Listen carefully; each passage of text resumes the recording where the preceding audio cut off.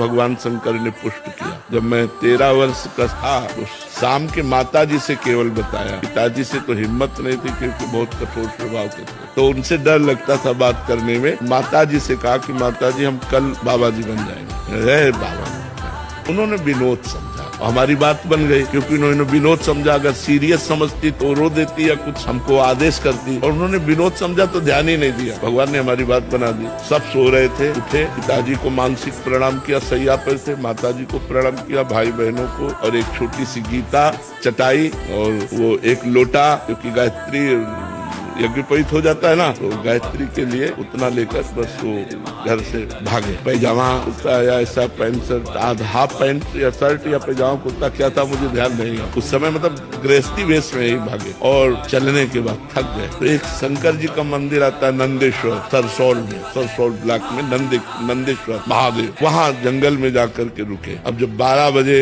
भूख लगी, क्योंकि सुबह से कुछ न कुछ घर में मिल जाता था, सुबह तो मिला नहीं, चलते चले आए। अब दोपहर के 12 बज गए, भूख लगी, तो पहली बार हमारे मन में प्रश्न उठा, कैसे जीवन निर्वाह होगा, जीवन निर्वाह कैसे होगा, कहाँ रहेंगे, कहाँ जाओगे। तुरंत हम कहा ये तो हमको परास्त कर देगा प्रश्न। तुरंत हम कहा भगवान जैसे रखेंगे, हम भूखों मर जाएंगे लेकिन घर नहीं जाएंगे, हर कष्ट सहेंगे। इतने में एक आदमी आ गया, हमारे विश्वास को भगवान ने तुरंत पुष्ट किया। एक आदमी आ गया, उसने कहा बच्चा यहाँ एक सूर स्वामी रहते थे, जानते हो क्या? हम कहा हम यहाँ नए आए, हम जानते किसी को नहीं। कमंडल खोला, 1 लीटर दही होगा, मीठा दही, गांव के दूध गड़वा का लाल दही, लाल रंग का हो गया। बोला तुम पी लो, अब हम वापस नहीं ले जाएंगे, उनके लिए लाए थे, वो है नहीं तो आप पी लो। वो संत कहीं चले गए होंगे, हमें सब कुछ लगे, हम कहा हम क्यों पी ले?